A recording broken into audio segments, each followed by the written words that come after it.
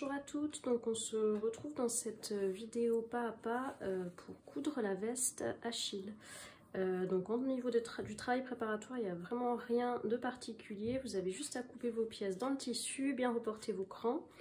Et il va vous falloir donc un peu plus de 10 mètres de biais et des petites pressions, donc 5 pressions.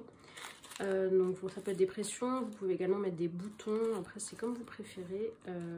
Normalement en moyenne c'est autour de 15 mm à peu près. Moi les miennes elles sont plus petites parce que j'ai choisi, je voulais des pressions un peu ton sur ton, mais après voilà, ça c'est au choix. J'ai mis en moyenne 15 mm pour les boutons ou les pressions.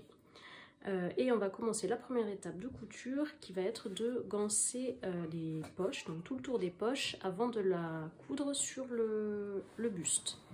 Donc c'est parti. Donc on va prendre une des poches et on va commencer par ganser donc le haut de la poche. Donc on va faire les deux hauts de poche.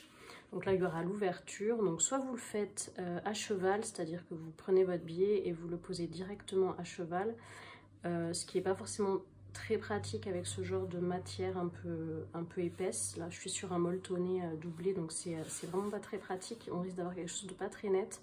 Donc je vais le faire en 2 fois pour mon gansage, c'est un peu plus long, mais je pense que le résultat va être plus propre et plus joli. Donc je déplie un côté de mon biais, je vais venir l'épingler ici et coudre donc dans le sillon, donc le pli, dans la marque de pli de mon biais. Donc c'est à peu près 1 cm du bord, et donc ça je vais venir coudre sur toute la longueur et ensuite je vous montrerai comment replier et coudre proprement. Donc on va épingler ça.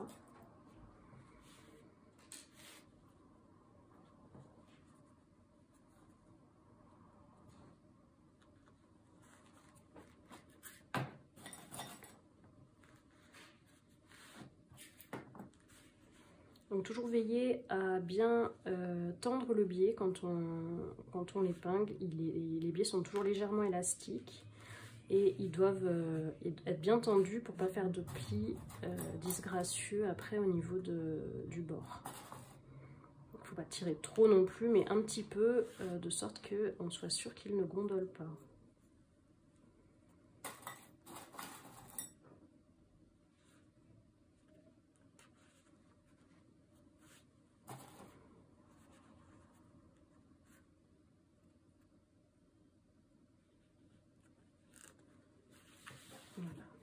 Voilà. Donc là j'enlève l'excédent, hop, et je vais venir piquer dans ce petit pli à 1 cm. Donc maintenant qu'on a cousu du coup sur l'envers du tissu, je vais dégarnir un tout petit peu pour pas être gênée par mes épaisseurs, vraiment très légèrement, parce que là je suis sur un tissu matelassé, donc voilà, c'est un peu plus gênant. Ça dépend de votre tissu, normalement il n'y a pas forcément besoin, mais là voilà, je veux pas être gênée, donc je regarde là où c'est un petit peu plus épais et je dégarnis très légèrement pour ne pas être embêtée. Ensuite, on vient retourner son biais et on recouvre très légèrement la couture. Moi, je vais bloquer avec des petites pinces. Vous pouvez bloquer avec des épingles. Là, je trouve qu'avec ce genre de tissu, c'est mieux les petites pinces.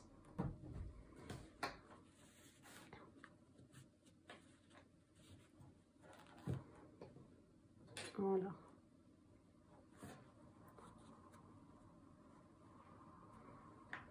Donc je recouvre légèrement ma couture et je vais aller coudre à 1 mm du bord du biais. Donc sur l'endroit on aura une couture très propre, et normalement si on a bien épinglé sur l'arrière on aura aussi une couture propre qui va être tout proche du bord de la première couture de notre biais. Voilà, je l'ai fait sur les 2 poches, donc je vais venir dégarnir un peu les côtés où ça dépasse.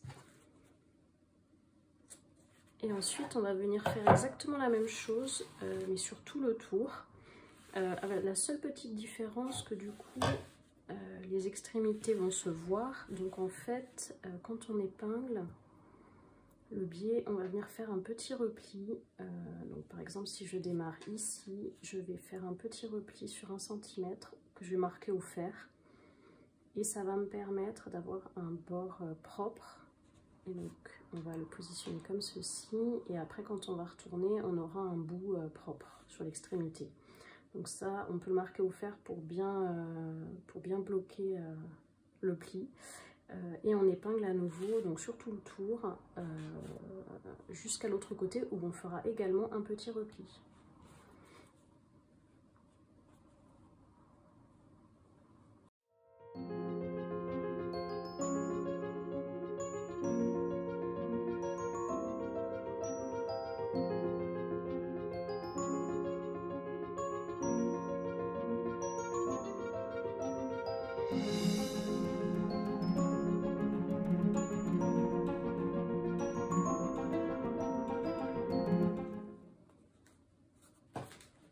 Donc on met un peu plus d'épingles dans l'arrondi et on prend le temps de positionner son biais et son tissu pour faire un arrondi propre. Si vous le faites à cheval, c'est pareil, il faut bien épingler. Et une petite astuce qui peut être efficace, c'est de passer un fil de front sur les zones arrondies, aux 2 extrémités du biais, et de froncer pour aider à ce que le biais se mette en forme à ce niveau-là.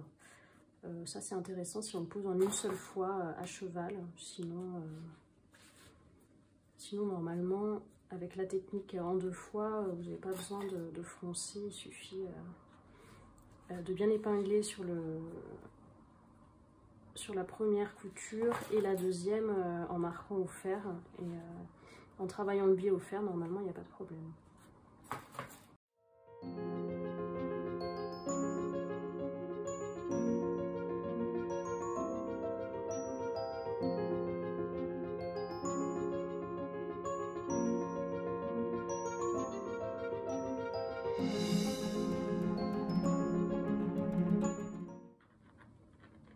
Donc là je viens de couper en laissant 1 cm pour replier. Je fais mon petit repli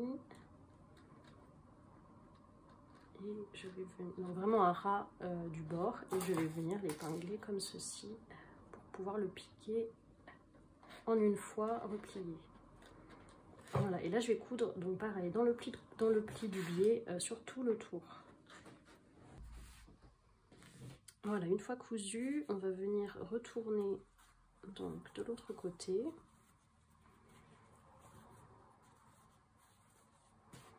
Et pareil, on vient replier. Alors si on est gêné, moi je vais dégarnir un petit peu pour pas être gêné par toute cette épaisseur de tissu. Donc on va enlever juste un peu.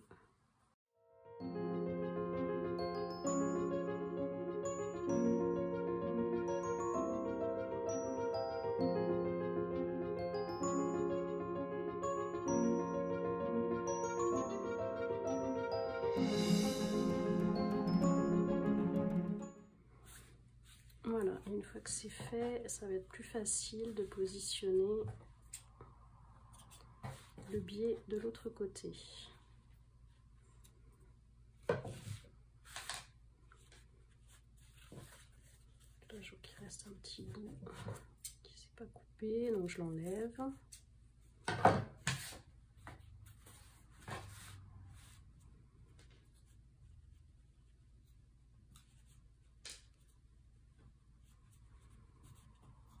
Et on va pouvoir placer le biais. Donc si vous avez besoin, on peut le préformer au fer.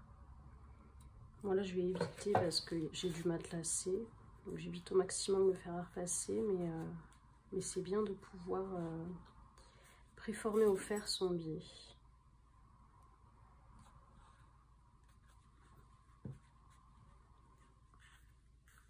Donc je viens comme pour la première pose, recouvrir légèrement la couture précédente.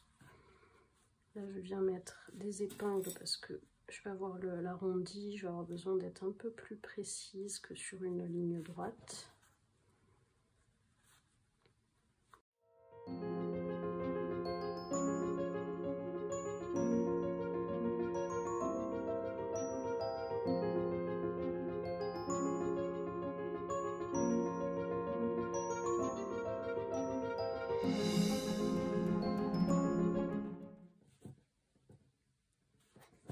Donc je fais attention à bien former mes petits plis sur le haut, que ça soit bien propre au moment de l'épinglage.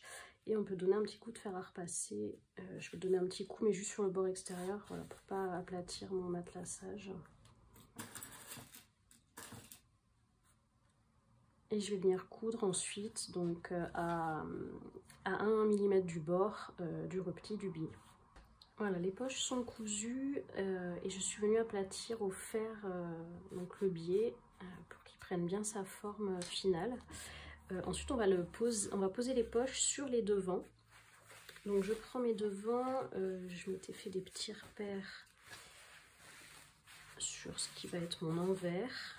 Et je mets des repères pour positionner mes poches.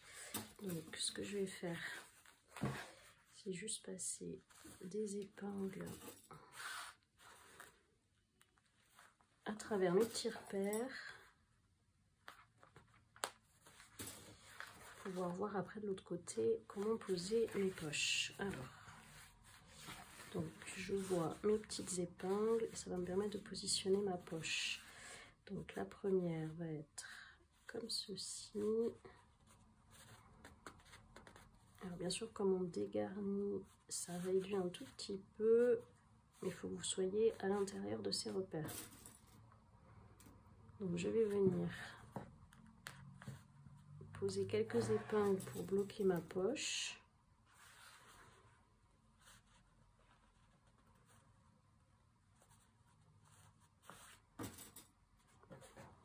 En haut et en bas.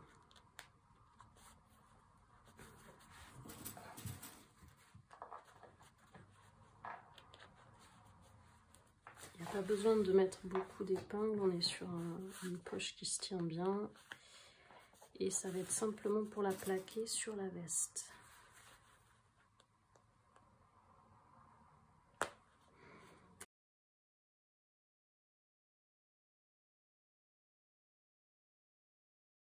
Donc pour assembler la poche, il y a deux possibilités de couture. Soit on vient faire une couture sur l'extérieur du biais, à ras du biais tout autour. Donc ça vient vraiment plaquer le biais sur la poche et du coup le biais aura une double couture. La couture que vous avez faite pour l'assembler à la poche et la couture que vous avez faite pour l'assembler à la veste. Donc ça c'est la technique la plus courante. Moi ce que je vais faire et que je préfère, après c'est vraiment une histoire de goût, c'est de piquer dans le sillon de jonction entre la poche et le biais. Ce qui fait qu'on verra presque pas la couture et du coup le biais sera un peu libre. Du coup ça plaque moins la poche et je préfère le visuel comme ça. Après voilà, c'est vraiment une histoire de préférence. Et par contre il faut faire bien attention à faire des points d'arrêt solides au début et à la fin pour que cette zone de tension de la poche au niveau de l'ouverture soit bien finie. Et d'ailleurs si vous faites ma technique du sillon, vous pouvez aussi faire une petite couture sur les extérieurs du biais, juste de 1 cm pour vraiment bloquer cette partie là pour pas qu'elle bouge, mais je trouve que c'est plus joli de coudre vraiment à l'intérieur. Donc je vais faire la couture et je vous montre le résultat à la fin. Voilà, j'ai posé les poches avec la couture sillon, donc du coup on a le biais qui est un petit peu qui a un peu de jeu et moi je trouve ça joli comme ça. Ensuite on va pouvoir ganser en travail préparatoire certaines zones des pièces. Donc sur les hauts d'épaules, les tombées d'épaule, donc sur les devants et les dos. Donc là on est sur les devants, mais on va le faire aussi sur les dos. Donc on va le faire toute la longueur. Par contre, là moi j'ai un tissu épais, je vous conseille de faire pareil si vous avez des tissus épais, c'est d'arrêter le gansage 1 cm avant le bas de l'épaule, donc de chaque côté, et pareil pour le dos. De sorte que vous n'ayez pas trop de surépaisseur à cet endroit là parce qu'il y aura pas mal de jonctions de différentes pièces, plus le gansage, après ça fait beaucoup et du coup ce sera plus facile et plus harmonieux à la fin de faire comme ça. Donc on va faire les épaules, donc les 4 épaules en arrêtant à chaque fois 1 cm avant la fin côté manche, et les côtés des manches. Donc les côtés des manches c'est pareil. On va ganser en fait les côtés, donc chaque côté, et on arrêtera 1 cm avant la fin pour le haut des manches cette fois-ci, parce que c'est pareil, on sera sur une zone où il y aura pas mal de pièces. Là je vais les poser à cheval parce qu'on est sur des coutures intérieures, donc ça n'a pas besoin d'être parfait. Voilà. Donc, voilà, je pose mon biais là sur une des manches. Donc pour ne pas avoir à dégarnir et du coup ne pas modifier les largeurs de mes manches et bien savoir après où je vais coudre quand je vais assembler les pièces, je le couds un tout petit peu en débordant le biais vers l'extérieur pour que je n'ai pas trop d'épaisseur et que je puisse le plier et le retourner sans avoir à dégarnir, donc sans avoir de soucis par la suite pour le replier. Donc comme ça on reste vraiment sur des longueurs d'origine, il n'y aura pas de décalage. Donc j'épingle comme ça tout le long et je vais coudre comme d'habitude dans le sillon.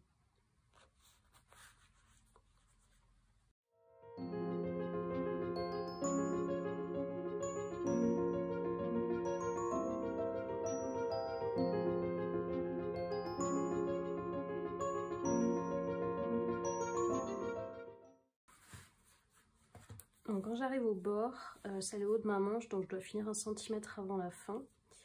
Donc ce que je fais, c'est je viens plier pour voir où je suis. Là je suis à 1 cm, donc je marque un peu, j'écrase un peu avec les doigts et l'ongle le pli pour voir exactement où je coupe, et ensuite je viens couper sur mon pli le biais. Et je finis de l'épingler.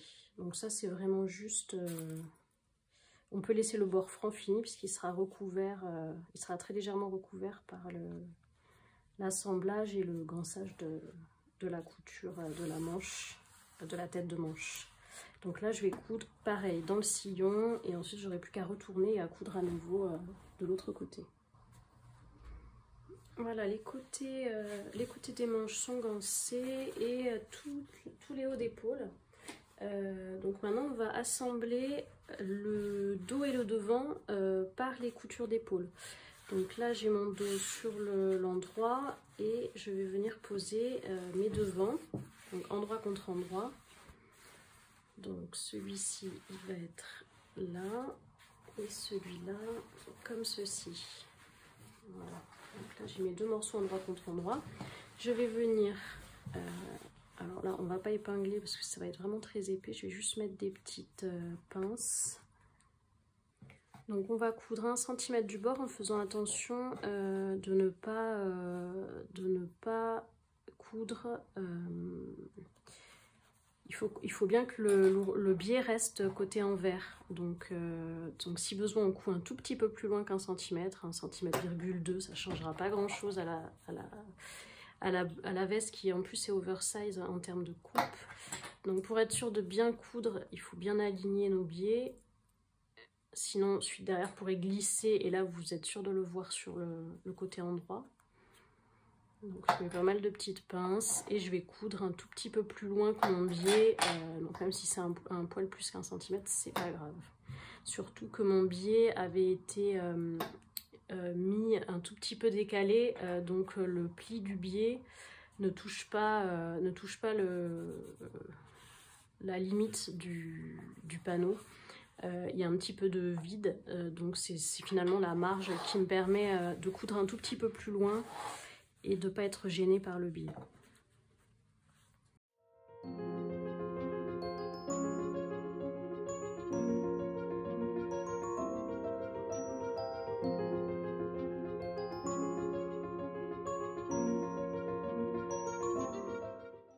Voilà, je vais aller coudre ça à 1 cm.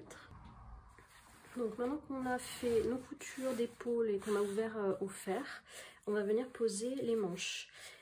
Donc pour avoir la jolie finition de biais sur la jonction manche-buste, on va assembler les 2 pièces envers contre envers. Donc là j'ai l'envers de la veste devant moi et donc je vais poser dessus l'envers de la manche. Donc qui est normalement celui-là. Je vérifie que j'ai pris ma bonne manche avec mes crans, donc là c'est bon.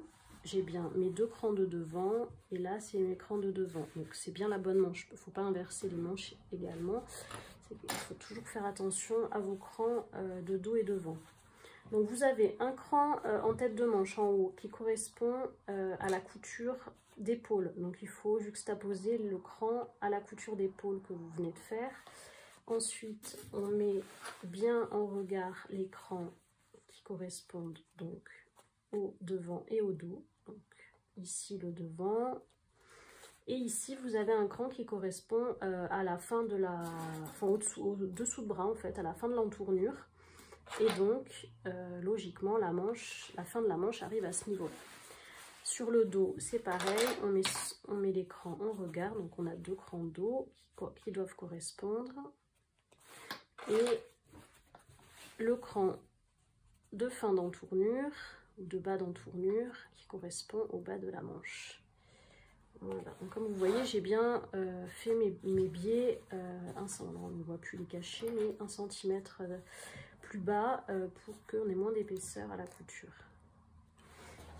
Donc je rajoute quelques pinces pour bien bloquer toutes les couches ensemble à la même hauteur. Parce qu'avec la ouate, ça a tendance à glisser, on ne voit plus trop ce qu'on fait. Une pince qui s'est cassée, hop. Je vais remettre une petite là. Et une petite par là. Voilà. Et là, je vais coudre à 1 cm du bord, donc sur toute la tête de manche. Donc tout ça va être cousu à 1 cm du bord. Donc voilà, sur l'envers, du coup, ça donne ça, forcément, puisqu'on a cousu envers contre envers. Donc là, j'arrive à ras de mon grand sage, donc c'est plutôt pratique. On voit pas que ça s'est arrêté, ou presque pas. Mais on va travailler maintenant en se plaçant sur l'endroit de la veste. Donc là, je la retourne. Et donc sur l'endroit, on a donc les marges de couture qui sont cousues ensemble. On va les dégarnir très légèrement parce qu'on va venir poser le biais donc dessus et sur tout le tour de la veste en une seule fois. Sauf que ici, vous avez cousu à 1 cm, 2 épaisseurs en plus. Le biais, il n'arrivera jamais à recouvrir vos coutures, enfin la couture que vous venez de faire. Et le but quand même pour que ça soit joli, c'est que ça soit recouvert. Donc pour que ça soit quand même propre, on va dégarnir ce qu'on vient de faire. Donc on fait attention parce qu'il y a plein d'épaisseur et on fait attention à bien couper que la marge, mais on dégrossit facilement de moitié. Enfin, après ça dépend de votre tissu, mais là sur un tissu avec de la ouate comme ça, pour qu'on arrive à faire quelque chose avec le biais, moi j'enlève la moitié.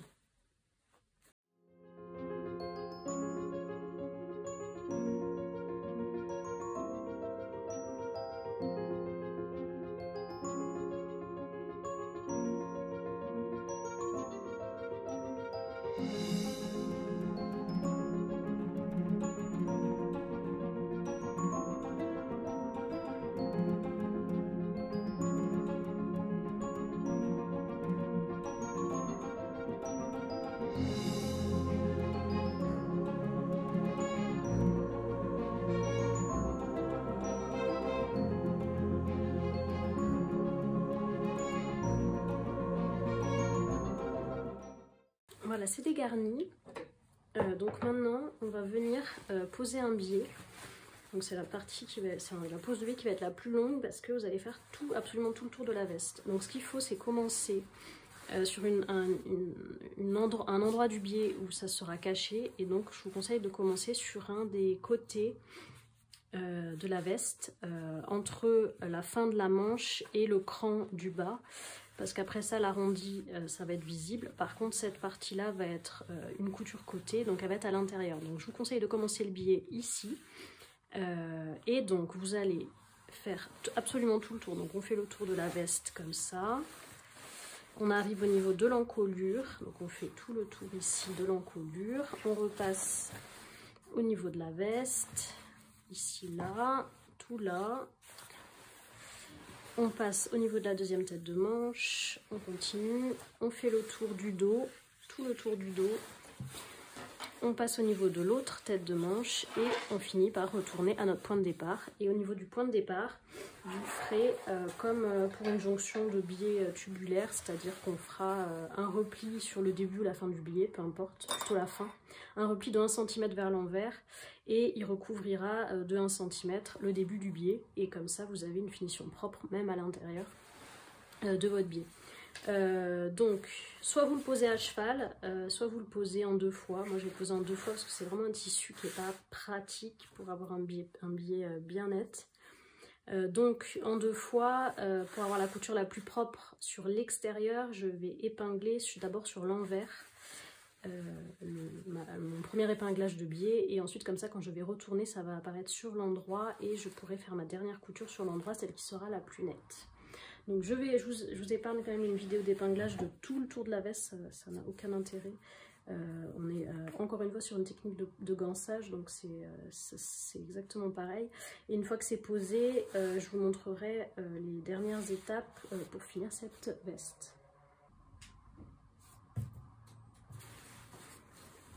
Voilà, j'ai fait ma première couture de biais, donc sur tout le tour.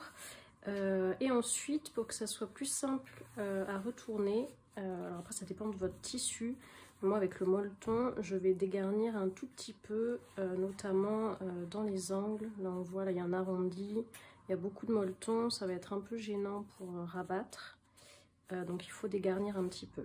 Donc je vais dégarnir sur tout le tour et après je viendrai rabattre, bien présenter au fer tout ça, et coudre au ras du bord, donc on sera sur le côté endroit. Voilà, donc j'ai dégarni les parties, enfin tout le tour en fait, un petit peu pour enlever de l'épaisseur de ouate principalement. Et donc maintenant, là je suis sur l'endroit et je vais pouvoir replier mon biais proprement, donc en recouvrant la couture. Et je vais positionner comme ça tout du long et bloquer avec des épingles. Si besoin, on peut marquer au fer. Et ensuite, on viendra coudre tout le tour à nouveau à 1 ou 2 mm du bord. Donc c'est là qu'il faudra faire en sorte que ça soit le plus droit possible parce que c'est une finition qui se verra sur l'endroit du vêtement. Voilà, donc je fais tout ça et après je vous montre la dernière étape pour fermer les côtés des manches et de la veste. Donc voilà, tout est épinglé, je vais venir piquer au ras du biais le plus droit possible et ensuite je viendrai aplatir un petit peu au fer. Donc voilà, le gansage est fini et j'ai été aplatir un peu au fer pour que ça se positionne encore mieux. Ensuite il reste la couture des côtés des manches et côté de la veste à faire. Alors initialement on avait l'écran qui délimitait la fin de la couture des côtés.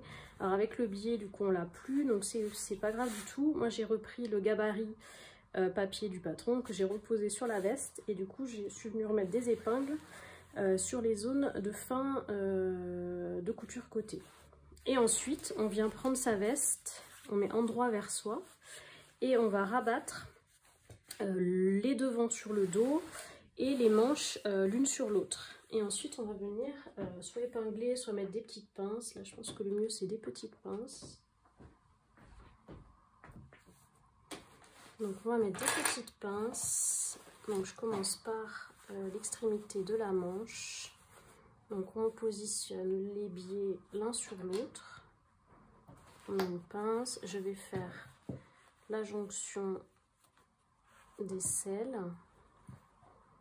Donc pareil, on remet une petite pince. Là, je vais en mettre quelques-unes sur la longueur de bras.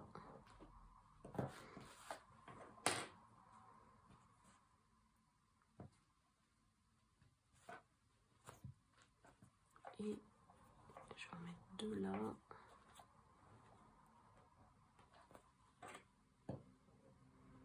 Voilà.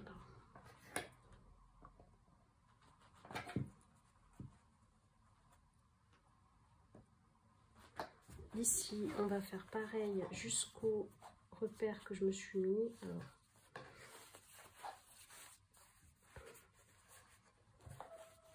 je tends bien pour voir. Alors, je vérifie que je sois bien.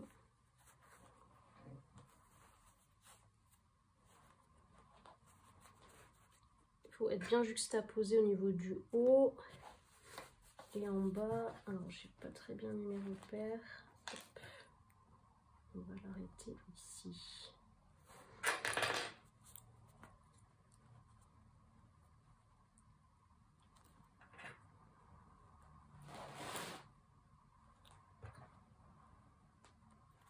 Voilà, une fois qu'on a positionné nos pinces ou nos épingles, on va venir coudre donc à 1,2 cm du bord, comme ça vous êtes sûr de ne pas avoir votre biais qui déborde côté endroit. On commence donc au niveau du repère qu'on a de couture côté, on fait tout le tour comme ça et on va jusqu'en bas de la manche. Donc ça vous le faites au point droit classique. Par contre sur la jonction qui est ici, faire un point d'arrêt solide, puisque du coup ça va être le côté et il ne faut pas que ça se déchire à force de la porter.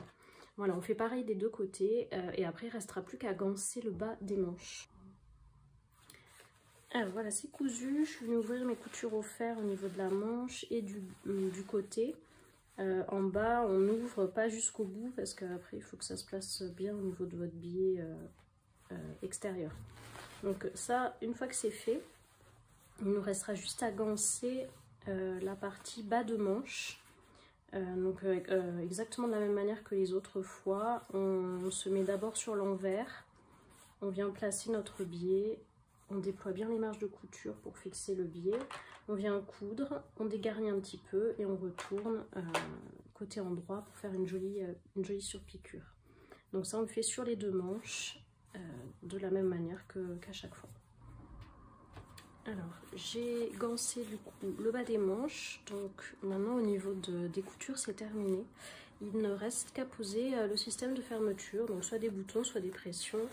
Là en l'occurrence j'ai choisi des pressions, donc je suis venue faire mes petits repères de pression et comme je vous dis dans le livret, il est d'usage, après c'est pas très important, mais de poser les pressions mâles sur le côté droit au porté, donc ça va être ce côté là, et les pressions femelles sur le côté gauche au porté, et ensuite on vient mettre donc les pressions mâles sur l'endroit et les pressions femelles sur l'envers, de sorte à ce que ça se positionne comme ceci, donc le côté gauche au porté par-dessus le côté droit au porté. Donc moi je vais utiliser des pressions cam, donc j'ai acheté une petite pince cam adaptée à ces pressions là. Donc il y a une petite matrice noire dans laquelle on va mettre la petite pression qui a le pic, donc comme ceci. Et l'autre côté c'est pour la partie mâle ou femelle, parce que du coup il y aura les mêmes pressions visuellement, ce sera ça donnera ça sur l'extérieur. Enfin en tout cas, quand c'est comme ceci, ce côté là aura ça, et à l'intérieur il sera de ce côté. Donc du coup là on est sur un tissu qui est épais, donc moi j'ai fait des petits tests et il vaut mieux pré-percer. Donc je prends ma pince prime, après on peut percer avec un tout petit découvite ou voilà, peu importe, et puis ça dépend de votre tissu, c'est pas une obligation. Donc moi j'ai pris le système, les petits outils qu'on utilise pour pré-percer quand on pose des pressions primes, et je vais venir du coup pré-percer sur mon repère le tissu. Donc là je suis sur le côté femelle, donc je vais monter mes pressions femelles. Donc là j'ai pré-percé, ça va être la partie qui est comme ceci. Donc je viens poser ma tête de pression dessus, je la passe dans le trou. Hop, je récupère ma tête de l'autre côté. Voilà. Ensuite, je vais venir poser du coup ma pression femelle. Alors, il y a deux types de pression. Donc, ces deux-là. Ça, c'est la partie mâle avec le retour qui remonte. Avec ça, c'est le côté qu'on va voir. Et là, c'est le côté qu'on pose contre le tissu. Donc, moi, je vais prendre ma partie femelle. Donc là, c'est la partie que je vais poser contre le tissu. Et ça, c'est la partie qui va s'emboîter. Donc, du coup, je la pose comme ceci. La pression, voilà, comme ceci. Et je viens poser mon outil. Donc, je vais la prendre comme ça pour qu'on voit mieux. Je mets ma matrice noire en dessous. Et la matrice blanche au-dessus au niveau de la partie femelle et je viens presser fort. Voilà. Et donc là, j'ai bien posé ma pression femelle. De l'autre côté, on va faire exactement la même chose, mais on va poser la pression mâle. Donc, je viens pré-percer mon tissu.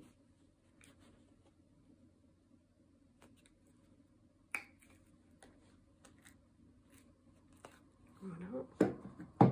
J'y glisse cette fois en dessous le support décoratif en fait. Et je viens prendre ma pression mâle.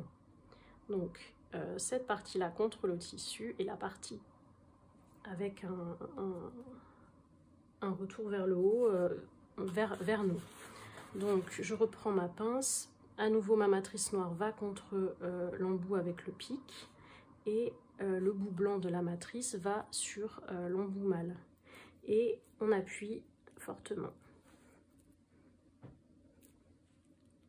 Voilà. Donc là mes pressions sont posées et ça se clip, voilà, sans problème. Et on fait pareil du coup pour tous les repères et poser du coup toutes nos pressions. On peut partir sur des pressions primes sans souci. Vous pouvez utiliser les pressions pour anorak qui sont un peu épaisses, qui permettent de bien tenir et résister dans le temps. Là moi j'ai choisi celle-ci surtout parce que je voulais du kaki, ou en tout cas une couleur ton sur ton avec le tissu que j'avais choisi. Mais après, on peut même faire avec une boutonnière, des boutons. Vous pouvez mettre des pressions à coudre sur les intérieurs et que vous cousez en fait à la main et qui se clipent et qui ne se voient pas sur l'extérieur. Voilà, il y a plein de possibilités pour faire la finition de cette veste. C'est pas, il n'y a pas une règle absolue. Voilà, moi je suis partie dans l'idée d'être un patron avec des pressions, mais on peut y mettre des boutons. Voilà, le tuto est terminé, j'espère qu'il vous a plu, qu'il a été clair. N'hésitez pas si vous avez des questions à les poser sur Instagram ou sur le formulaire de contact du site et j'y répondrai avec plaisir. Et j'espère vous retrouver très vite dans un prochain tuto vidéo. À bientôt!